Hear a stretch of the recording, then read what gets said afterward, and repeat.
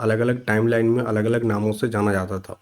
तो मुगल काल में खास करके अकबर के टाइम में झारखंड को हम लोग कोकरा के नाम से जानते थे। साथ ही साथ अकबर जो है 1585 में शाहबाज खान के नेतृत्व में जो नागवंशी राजा थे मधुकर शाह के खिलाफ एक आपका सैन्य अभियान भेजा था। ये जेपीएससी में बहुत बार पूछा गया है, तो ये पॉइंट आप याद रखिएगा कि शाहबाज खान के नेतृत्व में किस नागवंशी के टाइमलाइन में एक सैन्य अभियान भेजा गया था। तो कौन था राजा उस टाइम, कौन सा नागवंशी राजा था, तो मधुकर शाह के टाइम में भेजा गया था। अब मूव करते हैं हम लोग नेक्स्ट क्वेश्चन की ओर। नेक्स्ट यहाँ पर आपसे पूछा जा रहा है, ये क्वेश्चन आपका पॉलिटी से है और यहाँ पूछा जा रहा है कि भारतीय संविधान की जो 11th शेड्यूल है, जो 11वीं अनुसूची है, इसके तहत पंचायतों को 29 विषय सौंपा गया है। कितने विषय, ये क्वेश्चन जेपीएससी में हाल ही में पूछा गया था कि पंचायत को कितने विषय सौंपा गया था। ऑप्शन में 29 था, 18 था, तो आपको याद रखना था कि पंचायत को कितना विषय सौंपा गया था, 29 सब्जेक्ट जो है पंचायत को सौंपा गया है। यानी कि उन 29 विषयों पर पंचायत क्या कर सकता है, डिसीजन ले सकता है, राय दे सकता है और अपना काम कर सकता है। तो कौन कौन इसमें कौन सा शामिल नहीं है, ये पूछा जा रहा। तो पंचायत के पास लाइब्रेरीज बनाने की जो है अथॉरिटी होता है। साथ ही साथ जो अगर वो चाहे पंचायत की उसके एरिया में टेक्निकल ट्रेनिंग हो गया, कोई वोकेशनल एजुकेशन प्रोवाइड करना हो, वो भी दे सकते हैं। साथ ही साथ जो लोकल मार्केट होता है, मेला होती है, उसको कंट्रोल कौन करता है, पंचायत कर सकता है, उसके अधिकार क्षेत्र में है।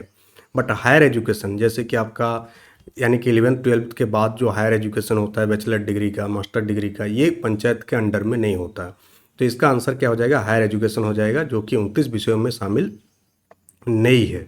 तो काफ़ी इंपॉर्टेंट क्वेश्चन है और बहुत ही आसान सा क्वेश्चन है। एलिमिनेशन से भी आप इसको कर सकते हैं अगर आपको नहीं मालूम है तो, क्योंकि ये पॉसिबल नहीं है किसी के लिए कि 29 विषय याद रहे, बट एलिमिनेशन टेक्निक से और दिमाग लगा के इस क्वेश्चन को आप आसानी से कर सकते हैं। अब इसका कुछ फैक्ट है जो एग्जाम पॉइंट से काफ़ी इंपॉर्टेंट है कि जो 11th अनुसूची है इसे कब जोड़ा गया था। तो जो कॉन्स्टिट्यूशनल अमेंडमेंट हुआ था, संविधान संशोधन हुआ था 1992 में, कितना नंबर का, 73rd नंबर का। तो दो अमेंडमेंट आप याद रखिएगा जो काफ़ी इंपॉर्टेंट है और बार बार पूछा जाता है। एक 73rd वाला जो अमेंडमेंट है ये किससे जुड़ा हुआ है, पंचायत से जुड़ा हुआ है। तो पंचायत को जोड़ा गया 11th शेड्यूल में किस संविधान संशोधन के तहत, तो 73rd कॉन्स्टिट्यूशनल अमेंडमेंट एक्ट के तहत जोड़ा गया। इसमें टोटल कितने विषय शामिल है, तो टोटल 29 सब्जेक्ट इसमें शामिल है। और झारखंड में पंचायती राज कब लागू हुआ, तो झारखंड में 2001 में पंचायती राज अधिनियम लागू हुआ। और झारखंड की जो पंचायती राज संस्था है इसमें फीमेल के लिए कितने परसेंटेज का आरक्षण है, तो 50% का आरक्षण फीमेल को दिया जाता है। तो ये सारे जो क्वेश्चंस आपको करवा रहे हैं ये सिर्फ और सिर्फ जेटेट ही नहीं बल्कि कोई भी आप टीचिंग एग्जाम्स का तैयारी कर रहे हैं वहाँ पर आपके लिए बहुत ही इंपॉर्टेंट रोल प्ले करेगा। साथ ही साथ झारखंड में जो भी एग्ज़ाम होगा जेएसएससी जेपीएससी का, वहाँ पर भी ये फैक्ट आपको काफ़ी काम आएगा, क्योंकि आप देख पा रहे होंगे कि ये सारे नोट्स को बनाने में काफ़ी टाइम लगा है, काफ़ी चीज़ों को रिसर्च करके ये सारे को बनाया गया है। नेक्स्ट आपका जो क्वेश्चन है ये आपका ज्योग्राफी से है और यहाँ आपसे पूछा जा रहा है कि पृथ्वी की वायुमंडल के निम्नलिखित परतों को धरातल से ऊपर की ओर सही क्रम में व्यवस्थित कीजिए। तो अगर आप लोग वायुमंडल के देखें तो वायुमंडल के परतों की अगर हम लोग बात करें तो सबसे पहला परत जो आपको देखने को मिलता है वो क्या देखने को मिलता है, वो आपको देखने को मिलता है क्षोभ मंडल। क्या देखने को मिलता है, क्षोभ मंडल। सबसे पहला आपका आता है ट्रोपोस्फियर। क्या आता है, ट्रोपोस्फियर। जैसे ही आप ट्रोपोस्फियर से आगे बढ़ेंगे तो ट्रोपोस्फियर से आगे जब आप जाएंगे तो आपको देखने को मिलेगा क्या, समताप मंडल। इस ऑप्शन के हिसाब से यहाँ पर हम लोग बात कर रहे हैं तो आपको देखने को मिलेगा यहाँ पर समताप मंडल। समताप मंडल से ऊपर जाएंगे तो आपको मध्य मंडल देखने को मिलेगा। सबसे ऊपर में आपको थर्मोस्फीयर है जिसे हम लोग बाह्य वायुमंडल के नाम से जानते हैं। तो इस हिसाब से इसका जो आंसर हो जाएगा ऑप्शन नंबर ए आपका बिल्कुल सही उत्तर हो जाएगा। जेटेट में इस बार इस टाइप के क्वेश्चन आपको जरूर देखने को मिलेगा क्योंकि काफ़ी लंबे टाइम के बाद एग्जाम हो रहा है, तो आपको इसी टाइप के क्वेश्चंस को सॉल्व करके जाना है ताकि क्या करें आप आसानी से एक बार में फर्स्ट अटेम्प्ट में जेटेट को क्रैक कर लें। तो इसके लिए आप नोट्स का हेल्प ले सकते हैं। एग्जाम लोन एप्लीकेशन को आप इंस्टॉल करके आप जेटेट का नोट्स प्रोवाइड किया गया है आपको हर एक सब्जेक्ट का। इसमें नोट्स आपको 3 लेवल में देखने को मिलेगा, पेपर 1 का है, पेपर 2 का है और साथ ही साथ पेपर 1 प्लस पेपर 2 का है। तो ये तीनों ही नोट्स आपको एग्जाम लोन एप्लीकेशन में देखने को मिलेगा। अब यहाँ पर हम लोग देखें तो सबसे पहला अगर धरातल से ऊपर की ओर जाए तो सबसे पहला आपको मिलेगा क्षोभ मंडल। कहाँ से कहाँ तक, 18 किलोमीटर तक आपको क्षोभ मंडल देखने को मिलेगा। उसके बाद आता है समताप मंडल। जो कि आपका आएगा 18 टू 50 किलोमीटर के रेंज में। फिर आपका मध्यमंडल का जो रेंज है 50 टू 80 किलोमीटर का रेंज है। फिर आपका जो बाह्य वायुमंडल, जिसे हम लोग आयोनोस्फीयर, आयन मंडल के नाम से भी जानते हैं, वो 80 से 400 किलोमीटर तक की रेंज देखने को मिलता है। साथ ही साथ एक बहुत ही ज़्यादा पूछे जाने वाला टॉपिक है कि परावैंगनिक किरणों से रक्षा कौन सी मंडल करता है। तो समताप मंडल में जो है आपका ओजोन परत पाया जाता है, जो यूवी रेज को आने से रोकता है अपना धरती में। और ये क्वेश्चन बार बार एग्जाम में पूछा जाता है, तो इस पॉइंट को आप याद रखिएगा कि समताप मंडल में ही आपका क्या पाया जाता है, ओजोन परत पाया जाता है, जो यूवी रेज को क्या करता है, रोकता है। साथ ही साथ जितने भी मौसम संबंधी घटनाएं हो गया, जैसे कि बादल हो गया, वर्षा हो गया, कोहरा हो गया, ये सारे कहाँ पर होता है, घटित होती है, तो ये सारे आपको क्षोभ मंडल में देखने को मिलता है। और उल्का पिंड जो है अंतरिक्ष से जब गिरता है तो वो जैसे ही मध्य मंडल में प्रवेश करता है तो वो क्या हो जाता है, जल जाता है। तो ये सारे स्टैटिक फैक्ट है जो बार बार एग्जाम में पूछा जाता है। नेक्स्ट क्वेश्चन नंबर 4 आपसे पूछा जा रहा है, ये झारखंड जीके से संबंधित है, और आप सिलेबस को देखेंगे तो वहाँ पर झारखंड से क्वेश्चंस आपका पूछा जाएगा। और बहुत ही आसान सा क्वेश्चन है ये कि 1857 का जो रिवोल्ट हुआ था, उस टाइम झारखंड के छोटानागपुर क्षेत्र में विद्रोह का नेतृत्व किसके द्वारा किया गया था। तो 1857 का विद्रोह का प्रभाव झारखंड में भी देखने को मिला था, और रोहिणी गांव से जो है विद्रोह का शुरुआत हुआ था। यह भी एग्जाम में बार बार पूछा जाता है कि झारखंड के किस जगह से 1857 विद्रोह की रिवोल्ट का स्टार्ट हुआ था। तो रोहिणी गांव, जो कि आपका कहाँ पर है, देवघर में है, यहाँ से आपका विद्रोह का शुरुआत हुआ था झारखंड में। किसका शुरुआत, विद्रोह की शुरुआत। ये पॉइंट याद रखिएगा कि विद्रोह का शुरुआत कहाँ से हुआ था, रोहिणी गांव देवघर से 1857 के विद्रोह का स्टार्ट हुआ था। तो ये सारे नाम है, अब सब नाम 1857 विद्रोह से जुड़ा हुआ नहीं है, बट यहाँ पर पूछा जा रहा है आपसे कि छोटानागपुर क्षेत्र से किसने लीडरशिप प्रोवाइड किया था। तो छोटानागपुर क्षेत्र से जो है ठाकुर विश्वनाथ सहदेव और पांडे गणपत राय जो है ये विद्रोह का स्टार्ट किया था, उसका लीडरशिप दिया था। तो यहाँ पर आंसर क्या हो जाएगा, क्वेश्चन नंबर 4 का जो आंसर होगा वो आपका ऑप्शन नंबर ए आपका बिल्कुल यहाँ पर सही उत्तर हो जाएगा। अगर हम लोग सिद्धू कान्हू चांद भैरव की बात करें तो संथाल परगना से जुड़ा हुआ है, बिरसा मुंडा और गया मुंडा उलगुलान विद्रोह से जुड़ा हुआ है। तो ये सारे नाम आपको याद रखना है। तो यहाँ पर कुछ इंपॉर्टेंट पॉइंट है जो एग्जाम पॉइंट ऑफ व्यू से काफ़ी इंपॉर्टेंट है। तो जैसे कि झारखंड में 1857 की विद्रोह की शुरुआत किस तारीख को हुआ था, यहाँ पर आप ध्यान रखिएगा कि 12 जून 1857 को रोहिणी गांव से विद्रोह की शुरुआत हुई थी। साथ ही साथ जो ठाकुर विश्वनाथ सहदेव थे वे छोटानागपुर क्षेत्र के क्या थे, राजा थे, और उनका जो सेनापति थे कौन थे, पांडे गणपत राय ने क्या बनाया था, एक मुक्त वाहिनी सेना का गठन किया था जो अंग्रेजों को कड़ी चुनौती दिया था। और साथ ही साथ जो सिद्धू कान्हू है ये संथाल विद्रोह का नेतृत्व किया था कब, 1855 में।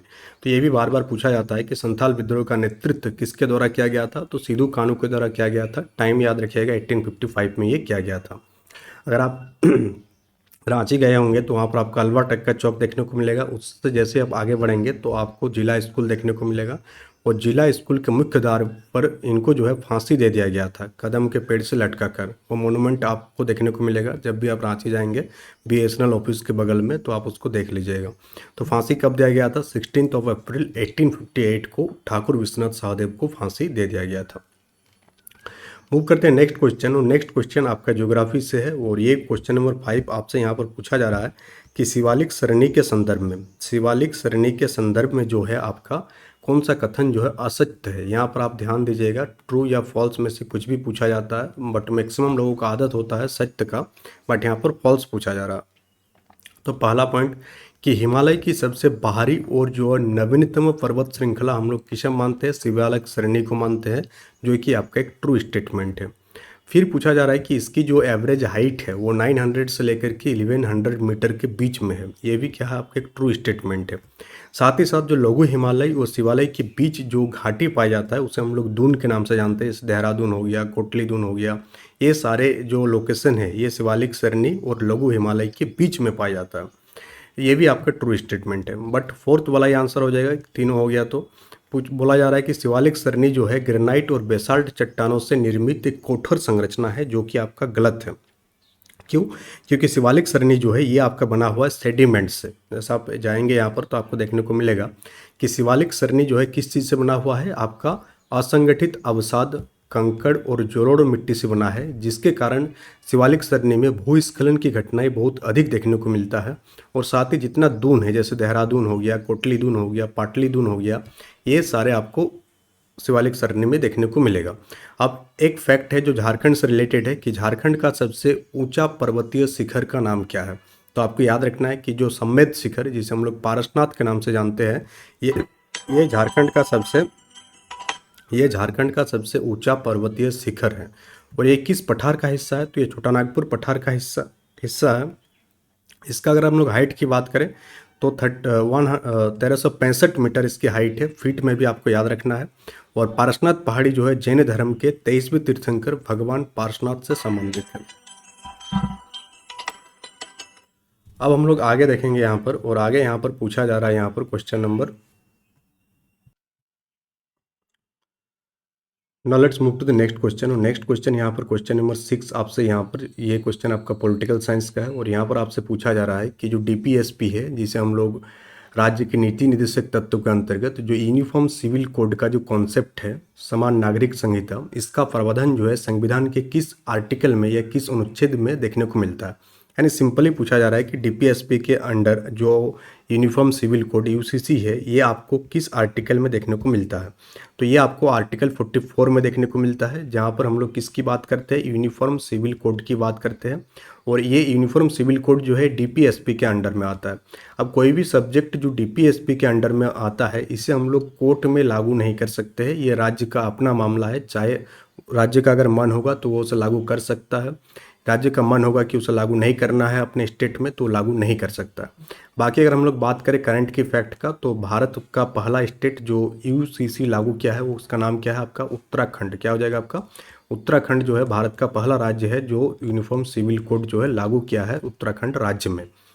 अब यहाँ पर हम लोग कुछ कॉन्सेप्ट देखेंगे जो कि आर्टिकल 44 से जुड़ा है। तो आपको यहाँ पर 2-3 पॉइंट याद रखना है कि भारत का जो संविधान के भाग 4 है, पार्ट 4 के आर्टिकल 44 में नागरिकों के लिए यूसीसी सुरक्षित करने का निर्देश दिया गया है। और आर्टिकल 40 की अगर हम लोग बात करें तो आर्टिकल 40 ग्राम पंचायत के गठन से संबंधित है। और आर्टिकल 45 जो है ये किस चीज़ से संबंधित है? ये एग्जाम में पूछे जाने की संभावना ज़्यादा है, जेटेट के एग्जाम में। ये संबंधित है आपका 6 वर्ष से कम आयु के बच्चों की शिक्षा से संबंधित है। और एक फैक्ट जो बार बार पूछा जाता है कि जो डीपीएसपी का कॉन्सेप्ट है, ये किस संविधान से लिया गया है? भारतीय संविधान में जो है ये आयरलैंड के संविधान से लिया गया है। ये बार बार पूछा जाता है कि डीपीएसपी का कॉन्सेप्ट किस संविधान से लिया गया है। तो डीपीएसपी का जो कॉन्सेप्ट है ये आयरलैंड का संविधान से लिया गया है। साथ ही साथ ये नॉन जस्टिफिएबल इन नेचर होता है, यानी कि अगर इसका हनन होगा तो आप कोर्ट नहीं जा सकते हैं, इसके उल्लंघन पर आप कोर्ट नहीं जा सकते। ये पूरा का पूरा स्टेट की मामला है और ये नॉन जस्टिसिएबल है। तो स्टेटमेंट में अगर पूछा जाए इस टाइप की चीज़ें तो अब आप आसानी से उसको बना सकते हैं। ना move to the question number 7। और क्वेश्चन नंबर 7 आपसे पूछा जा रहा है कि सिंधु घाटी सभ्यता के किस स्थल से एक अनूठा वाटर मैनेजमेंट सिस्टम और विशाल जलाशय के साक्ष्य मिला है। तो हम लोग जानते हैं कि सिंधु घाटी सभ्यता जो है, इसका टाइमलाइन आप याद रखिएगा, जो एनसीईआरटी में दिया गया है। तो 2500 BC जो है इसका टाइम लाइन है। तो उस टाइम में, इतना पुराना टाइम में क्या देखने को मिला है? एक बहुत ही एडवांस वाटर मैनेजमेंट सिस्टम। और आज के डेट में अगर आप रांची आएंगे बरसात के दिन में तो पूरा का पूरा हर जगह पानी देखने को मिलेगा, पूरा पानी भर जाता है। बट उस टाइम इस टाइप के एक सिविलाइजेशन इंडिया में था जो एक बहुत ही बेहतर जल प्रबंधन प्रणाली निर्माण किया था और एक विशाल जलाशय के साक्ष्य मिला है। तो ये सिंधु घाटी सभ्यता के किस लोकेशन से मिला है, ये आपसे यहाँ पर पूछा जा रहा है। तो ये आपको कहाँ से मिला है? धोलावीरा से मिला है। कहाँ से? धोलावीरा से। लोथल से किस चीज़ का साक्ष्य मिला है? तो डॉकयार्ड, जो जहाज वगैरह का जो रुकने का जगह था, जिसे हम लोग डॉकयार्ड के नाम से जानते हैं। तो डॉकयार्ड का जो साक्ष्य है लोथल से मिला है। ये पॉइंट आप याद रखिएगा, बार बार एग्जाम में पूछा जाता है लोथल वाला। नेक्स्ट आपको याद रखना है कि जो धोलावीरा है ये आपका किस जगह पर लोकेटेड है। तो गुजरात के कच्छ क्षेत्र में जो धोलावीरा है, यहाँ से हम लोगों को जल संचयन प्रणाली का साक्ष्य मिला है। साथ ही साथ जो जलाशय है, इसे पत्थरों को काट कर बनाए गए टोटल 16 जलाशय मिले हैं। और साथ ही साथ लोथल में हम लोगों को क्या मिला है? एक प्रसिद्ध बंदरगाह मिला है। अब यहाँ पर और एक पॉइंट है, जैसे आप देखेंगे तो पूरा हड़प्पा सभ्यता के जितने भी शहर था, नगर था, ये सारे 2 भाग में डिवाइड था। एक किला होता था और एक निचला नगर होता था। बट धोलावीरा एक ऐसा जगह है, ऐसा लोकेशन है, एक ऐसा नगर है जो 3 भागों में विभाजित था, जिसमें किला था, मध्य नगर था और निचला नगर था। धोलावीरा को यूनेस्को ने जो है विश्व धरोहर सूची में 40वें स्थल के रूप में शामिल किया था। तो ये point exam point of view से इंपॉर्टेंट है, याद रखिएगा इसको। नेक्स्ट आपसे पूछा जा रहा है क्वेश्चन नंबर 8, ये आपका ज्योग्राफी से रिलेटेड है और यहाँ पर बोला जा रहा है कि भारत में जो काली कपास मिट्टी है, जिसे हम लोग ब्लैक कॉटन सॉइल के नाम से जानते हैं, इसे और किस अन्य नाम से जाना जाता है, और पूछा जा रहा है कि किन चट्टानों के टूटने से आपका ब्लैक सॉइल का निर्माण हुआ है। तो ब्लैक सॉइल को जो है हम लोग और किस नाम से जानते हैं, तो ब्लैक सॉइल को जो है हम लोग रेगुर मिट्टी के नाम से जानते हैं। किस नाम से? रेगुर मिट्टी के नाम से जानते हैं।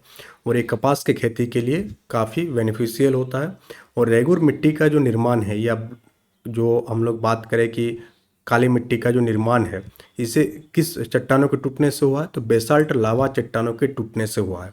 अब ये जो फैक्ट है कि काली मिट्टी को हम लोग किस नाम से जानते हैं, रेगुर मिट्टी, सब कोई कर सकता है। बट अगर आपसे एग्जाम में पूछ लिया जाए कि किन चट्टानों के टूटने से हुआ है, तो बहुत कोई फंस जाएगा।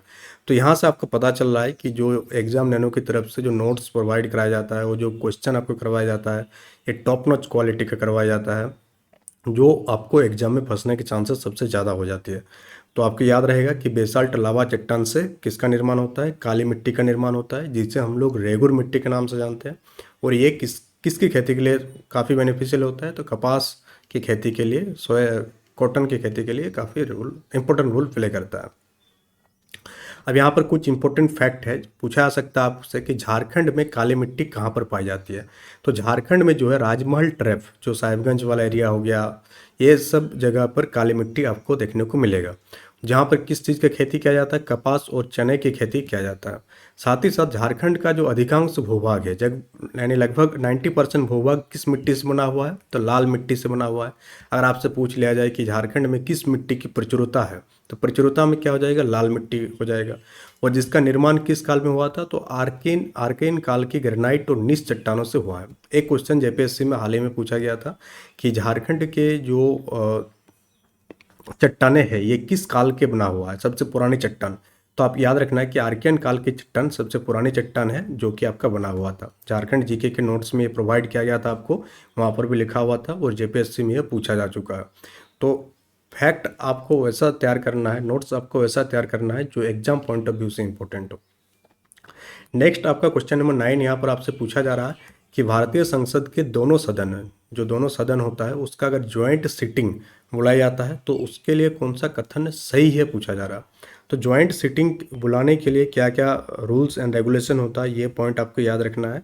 कि जो आर्टिकल 108 है, कौन सा आर्टिकल? आर्टिकल 108, ये पॉइंट आप याद रखिएगा कि आर्टिकल 108 के तहत जो होती है, राष्ट्रपति ज्वाइंट सिटिंग बुला सकते हैं। कौन बुला सकते हैं? राष्ट्रपति। तो ज्वाइंट सिटिंग जो है वो किसके द्वारा बुलाया जाता है? पहला पॉइंट, प्रेसिडेंट के द्वारा बुलाया जाता है। किसके द्वारा? प्रेसिडेंट के द्वारा बुलाया जाता है। यहाँ पर बोला जा रहा है ऑप्शन नंबर ए कि संयुक्त बैठक का प्रावधान राष्ट्रपति द्वारा अनुच्छेद 110 के तहत नहीं, ये क्या हो जाएगा? 108 के तहत दिया जाता है। तो ये फॉल्स स्टेटमेंट हो गया। अब नेक्स्ट बोला जा रहा है कि इसकी अध्यक्षता भारत के उपराष्ट्रपति द्वारा किया जाता है, जो कि आपका फॉल्स स्टेटमेंट है। और ये धन विधेयक और संविधान संशोधन विधेयक के लिए बुलाई जा सकती नहीं, इसे जो बुलाया जाता है साधारण विधेयक पर, जो सिंपल विधेयक होता है, उस पर कोई अगर गतिरोध आ जाता है, उस पर ज्वाइंट सिटिंग बुलाया जाता है, ना कि मनी बिल, इस सब चीज़ के लिए। डी आपका सही उत्तर हो जाएगा कि ये स्टेटमेंट आपका सही है कि इसकी जो अध्यक्षता है, ये लोकसभा स्पीकर के द्वारा किया जाता है। और अगर लोकसभा स्पीकर अनुपस्थित है, एब्सेंट है, तो उस केस में लोकसभा का जो उपाध्यक्ष है, उसके द्वारा ज्वाइंट सिटिंग कराया जाता है। यहाँ पर आप फैक्ट देख सकते हैं कि आर्टिकल 108 के तहत जो है इस सिटिंग को बुलाया जाता है, राष्ट्रपति के द्वारा बुलाया जाता है। बट इसकी जो अध्यक्षता है, वे हमेशा किसके द्वारा किया जाएगा? लोकसभा अध्यक्ष के द्वारा ही किया जाएगा। उपराष्ट्रपति कभी भी संयुक्त बैठक की अध्यक्षता नहीं कर सकता है। क्यों नहीं कर सकता है? क्योंकि संसद के किसी भी सदन का सदस्य नहीं होता है। तो आपसे एग्जाम में पूछा जा सकता है कि कौन सा व्यक्ति या कौन सा पद धारित व्यक्ति जो है संसद के किसी भी सदन का सदस्य नहीं होता है। तो आपको याद रखना है कि उपराष्ट्रपति जो है संसद के किसी भी सदन का सदस्य नहीं होता है। अब एक फैक्ट है कि भारत में कितनी बार अभी तक जो है संयुक्त बैठक बुलाई गई है, तो टोटल 3 बार संयुक्त बैठक बुलाया गया है। एक बार बुलाया गया था 1961 में जब डिस्कस हो रहा था दहेज निषेध विधेयक पर। एक बार बुलाया गया था 1978 में जब डिस्कस हो रहा था बैंकिंग सेवा आयोग पर। और एक बार बुलाया गया था हाल ही में 2002 में जो कि पोटा अधिनियम पर डिस्कस करने के लिए बुलाया गया था।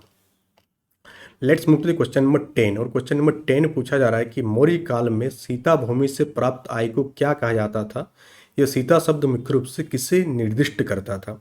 तो मौर्यन एम्पायर के टाइम में अगर आप देखेंगे तो जो सीता भूमि से जो आय प्राप्त होता था उसे हम लोग किस नाम से जानते थे, तो उसे हम लोग जानते थे राजकीय भूमि के नाम से।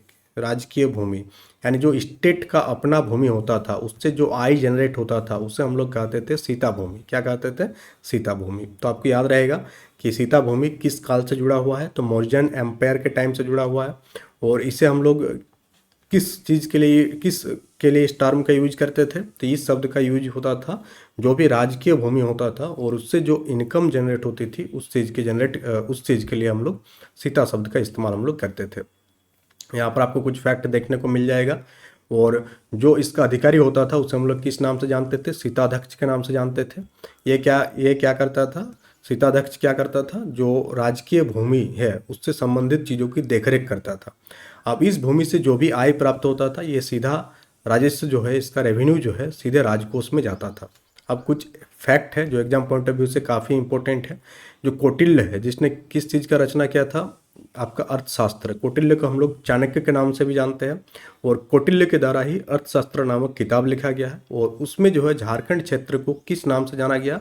कुक्कुट लाट या कुक्कुट देश के नाम से बोला गया है। तो अर्थशास्त्र के अनुसार कुक्कुट देश से मौर्य सेना से, यानी कि हम लोगों का जो झारखंड एरिया थे यहाँ से हाथी मंगाए जाते थे। और इस क्षेत्र की जो नदी है जैसे कि ईब नदी और शंख नदी, यहाँ से हीरे प्राप्त होने का जो उल्लेख है ये अर्थशास्त्र में किया गया है। तो झारखंड जीके भी आपका इन सारे सेशन के माध्यम से आपको मजबूत होते जाएगा। नेक्स्ट यहाँ से आपसे क्वेश्चन पूछा जा रहा है कि निम्नलिखित खगोलीय पिंड को जियोड आकार के रूप में सबसे बेहतर परिभाषित किया जा सकता है। जियोड, किस खगोलीय पिंड को हम लोग जियोड शेप के नाम से जानते हैं? तो किस खगोलीय पिंड को हम लोग जियोड शेप के नाम से जानते हैं? तो अगर आप देखेंगे तो पृथ्वी को ही, कि पृथ्वी का ही शेप अगर आप देखेंगे तो पूरा का पूरा गोल नहीं है। अगर आप ध्रुवों पर क्या थोड़ा चपटा है, जैसे ये पोल हो गया, नॉर्थ पोल और साउथ पोल है, तो पोल में जब जाएंगे ना तो ये आलू जैसा चपटा है, थोड़ा क्या है, चपटा है। तो इस टाइप के जो आकृति है उसे हम लोग जियोड के नाम से जानते हैं। किस नाम से? जियोड के नाम से। और ये जो आपको भूमध्य रेखा वाला जो एरिया है इसे हम लोग किस नाम से जानते हैं? ये थोड़ा उभरा हुआ है, तो इस टाइप का शेप को हम लोग जियोड के नाम से जानते हैं। क्या हो जाएगा कि जो ध्रुवों पर थोड़ा चपटी और भूमध्य रेखा पर उभरी हुई हो उसे हम लोग जियोड के नाम से जानते हैं। अब इसका कुछ फैक्ट है जो एग्जाम पॉइंट ऑफ व्यू से काफ़ी इंपॉर्टेंट है। आपको याद रखना है कि जो कर्क रेखा है ये भारत के 8 राज्यों से और झारखंड के बिल्कुल मध्य रांची के और मांझी से होकर गुजरता है, कांके से होकर ये गुजरता है, आपको देखने को मिलेगा। और पृथ्वी को अपने अक्ष पर 1 डिग्री देशांतर घूमने पर कितना मिनट का समय लगता है? तो 4 मिनट का समय लगता है। कर्क रेखा 23-23.5 डिग्री नॉर्थ में आपको देखने को मिलता है। तो ये पॉइंट आपको याद हो गया यहाँ पर। नेक्स्ट हम लोग बात करते हैं पॉलिटिकल साइंस का क्वेश्चन है और क्वेश्चन नंबर 12 यहाँ पर आपसे यहाँ पर पूछा जा रहा है कि भारतीय संविधान के किस अनुच्छेद के तहत सुप्रीम कोर्ट को अपने ही निर्णय या आदेश का समीक्षा करने की शक्ति प्राप्त है। यानी कि अगर सुप्रीम कोर्ट कोई मामला का फैसला सुनाया बट बाद में लगा कि हाँ इसमें फिर से क्या करना चाहिए, रिव्यू करना चाहिए, तो वो कर सकता है। ऐसा नहीं कि एक बार डिसीजन दे दिया तो हार्ड एंड फास्ट हो गया, उसके बाद उसमें कोई बदलाव नहीं आएगा। बट सुप्रीम कोर्ट क्या कर सकता है? अपने ही आदेश का समीक्षा, जिसे हम लोग जुडिशियल रिव्यू के नाम से जानते हैं, कर सकते हैं। तो किस आर्टिकल के तहत ये शक्ति प्राप्त है, यही पूछा जा रहा है आपसे। तो आर्टिकल 137 के तहत। किस आर्टिकल के तहत ये शक्ति प्राप्त है? तो आर्टिकल 137 के तहत ये शक्ति प्राप्त है सर्वोच्च न्यायालय को, सुप्रीम कोर्ट को।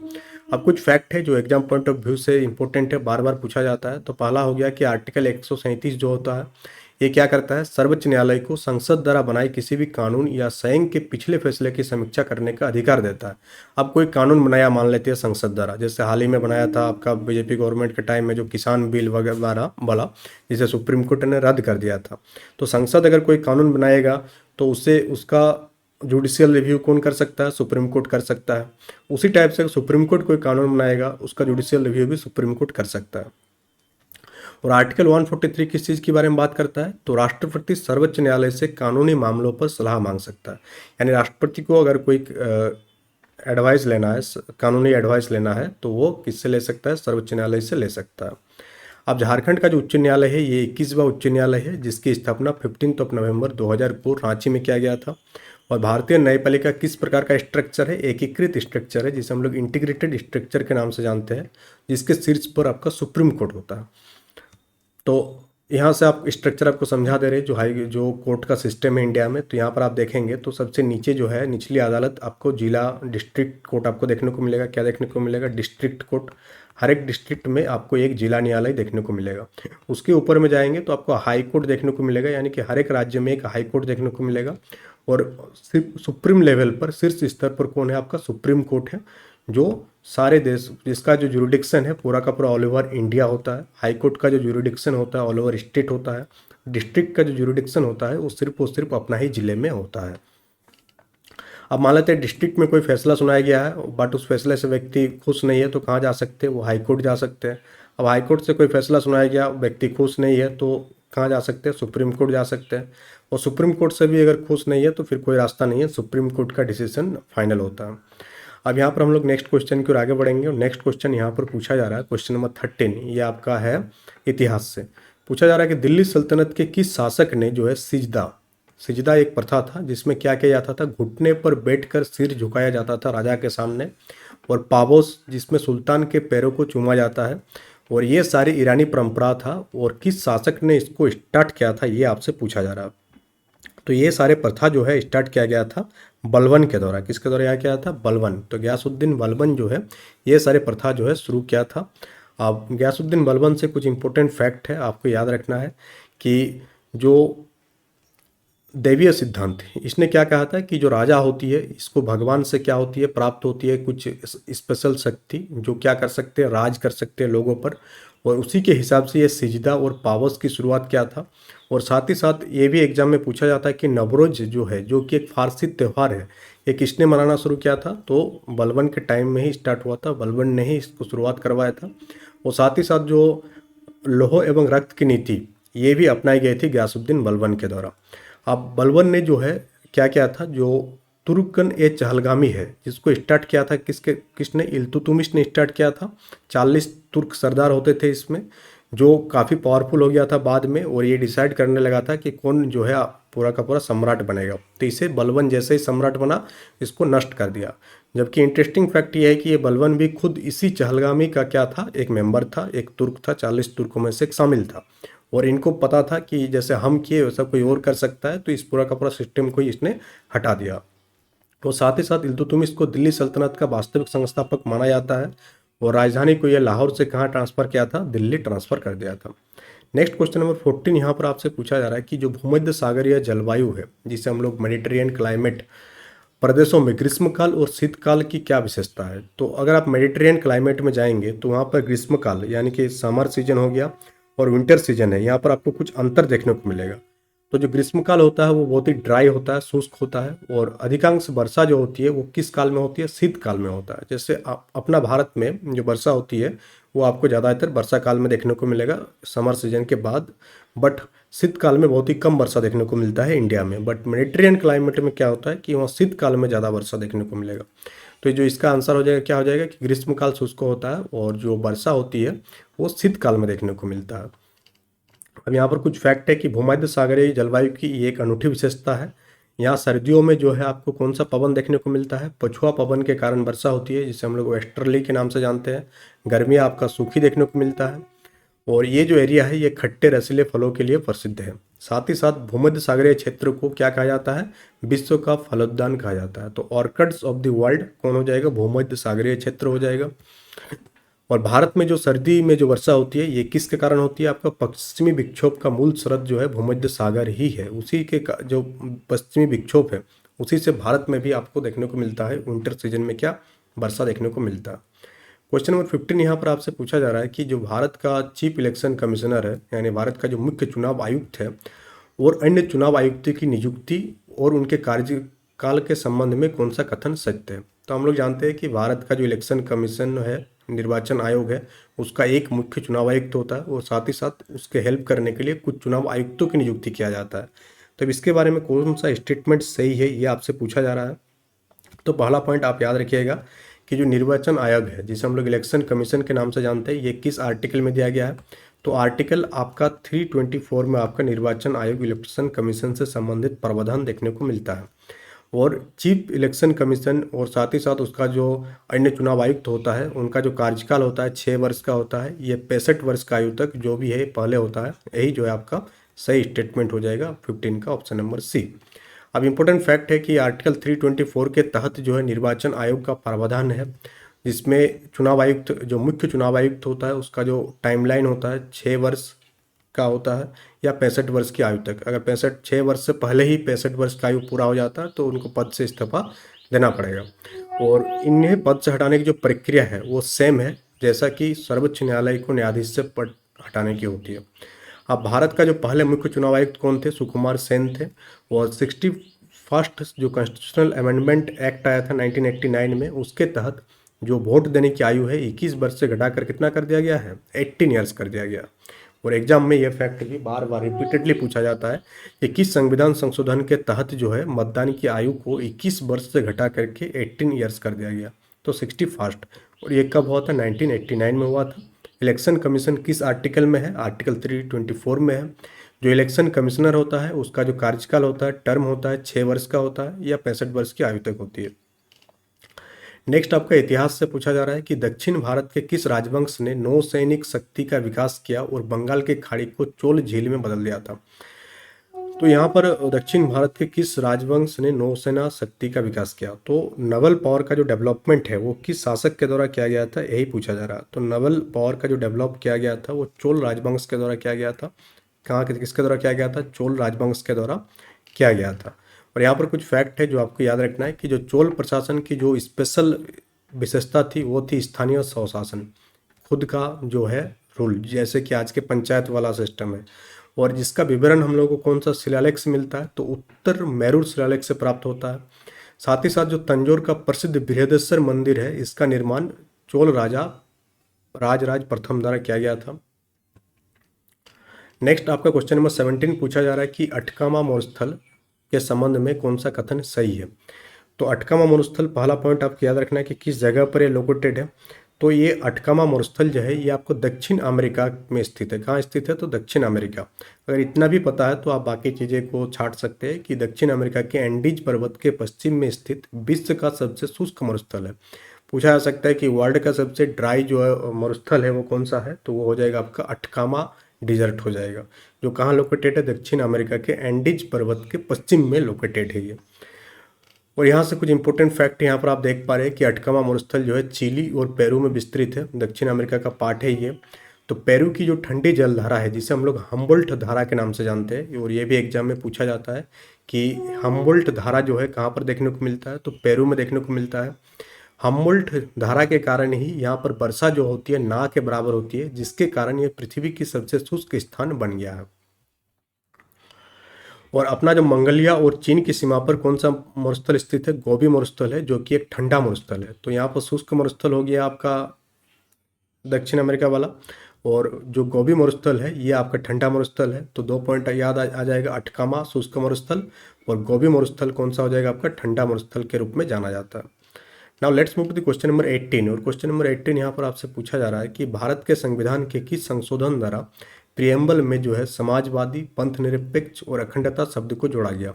बहुत ही आसान सा क्वेश्चन है, इसका आंसर आप आसानी से कर सकते हैं कि जो भारत का जो 42वां संविधान संशोधन है जो 1976 में हुआ था, इसे हम लोग मिनी कॉन्स्टिट्यूशन के भी नाम से जानते हैं, क्योंकि इस टाइम बहुत सारे चेंजेस किया गया था संविधान में, संशोधन किया गया था, मिनी कॉन्स्टिट्यूशन के भी नाम से जानते हैं। और इसी संविधान संशोधन के तहत जो प्रियम्बल है, जो प्रस्तावना है, इसमें 3 शब्द को जोड़ा गया था, समाजवादी, पंथ निरपेक्ष और अखंडता शब्द को जोड़ा गया था। अब इम्पोर्टेंट फैक्ट इस टॉपिक से जुड़ा हुआ, तो यहाँ पर 4 टॉप इम्पोर्टेंट फैक्ट है। पहला तो इस संविधान संशोधन को हम लोग लघु संविधान भी कहते हैं, और इसके द्वारा प्रस्तावना में एक ही बार संशोधन करके 3 नया शब्द जोड़ा गया है।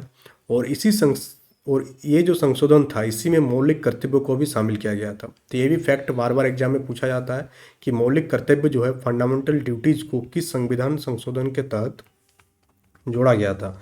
तो मौलिक कर्तव्य को जो है ये आपका जोड़ा गया था 42वां संविधान संशोधन के तहत जोड़ा गया था। और भारतीय संविधान की प्रस्तावना का जो आधार है, प्रस्तावना को किसने तैयार किया था, पेश किया था? जवाहरलाल नेहरू के द्वारा पेश किया गया था। और प्रस्तावना की भाषा और समवर्ती सूची की अवधारणा को जो है ऑस्ट्रेलिया के संविधान से लिया गया था। तो प्रस्तावना की लैंग्वेज और समवर्ती सूची का जो कॉन्सेप्ट है ये किस देश के संविधान से लिया गया था? तो ऑस्ट्रेलिया के संविधान से लिया गया था।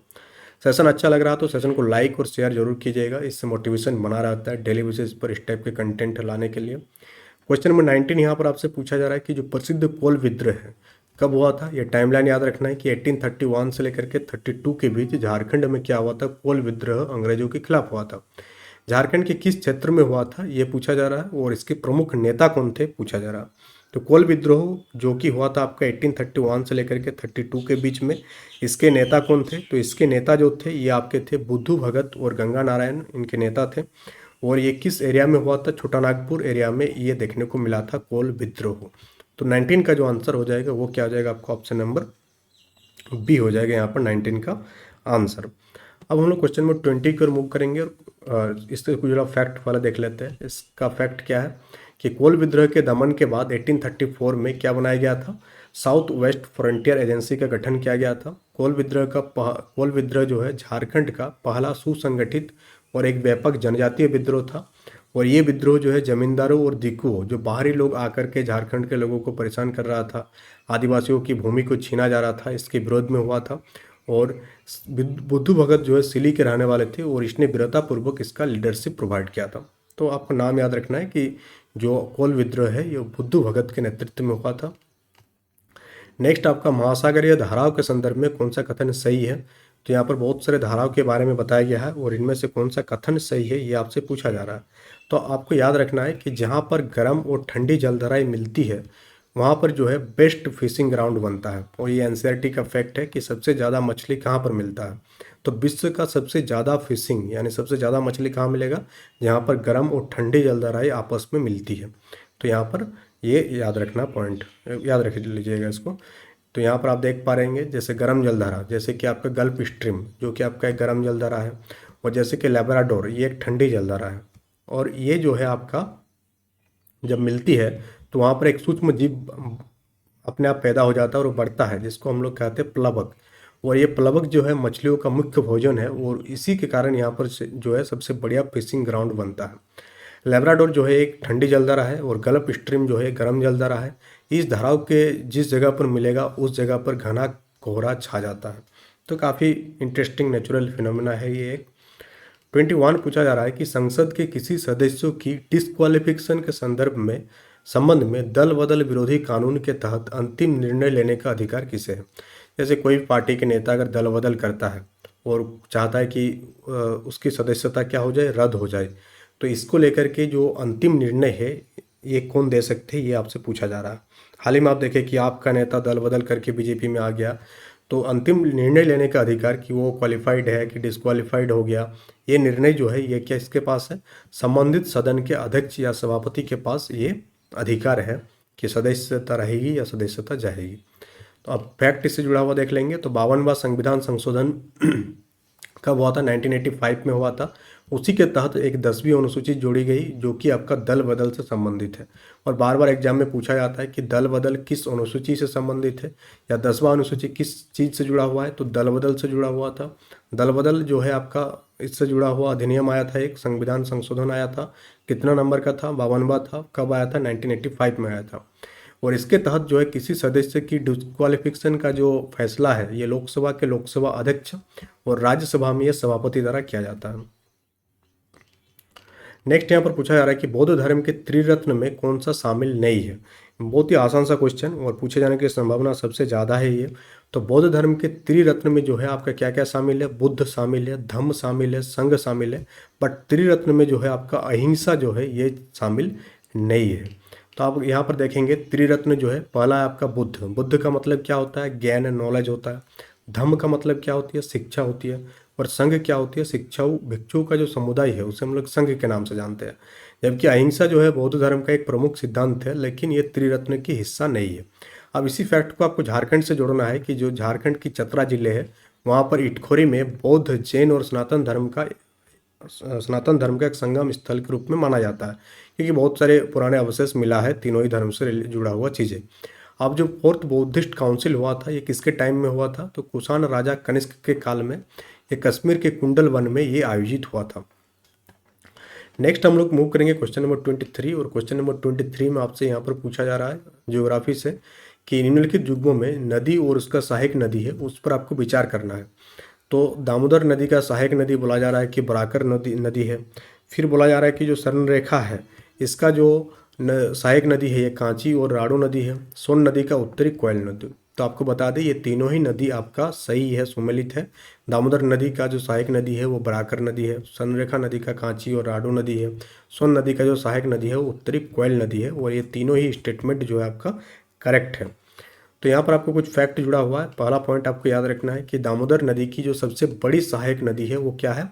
बराकर नदी है। ये जेपीएससी में हाल ही में पूछा गया था। स्वर्णरेखा का जो सहायक नदी है वो क्या है? कांची, राडू और खरखई है। और सोन नदी की अगर हम लोग बात करें इसकी सहायक नदी उत्तरी कोयल है जो रांची पठार से निकलती है। साथ ही साथ दामोदर नदी जो है झारखंड की सबसे लंबी और सबसे प्रदूषित नदी है। स्वर्णरेखा नदी भारत की एकमात्र ऐसी नदी है जो स्वतंत्र रूप से सीधे बंगाल की खाड़ी में गिरती है। तो ये पॉइंट भी याद रखना। और ये झारखंड से बहने वाली नदी है तो पूछे जाने की संभावना सबसे ज़्यादा हो जाती है। नेक्स्ट क्वेश्चन नंबर 24 की ओर हम लोग आगे बढ़ेंगे, और क्वेश्चन नंबर 24 यहाँ पर आपसे पूछा जा रहा है कि स्थानीय समयानुसार अगर टाइम कितना बजे है? 12 बजे है। यदि यह स्थिति 0 डिग्री ग्रीनविच मेरिडियन पर है तो 30 डिग्री पूर्वी देशांतर पर स्थित स्थान पर स्थानीय समय क्या होगा? यानी एक लोकल टाइम में कितना बजा? 12 बजे के टाइम हुआ है, और बोला जा रहा है कि अगर इसमें 30 डिग्री का अंतर होगा तो कितना बजेगा? तो 30 डिग्री का अगर अंतर होगा तो हम लोग क्या जानते हैं कि 1 डिग्री में कितना होता है? 4 मिनट होता है। कितना होता है? 4 मिनट 1 डिग्री में।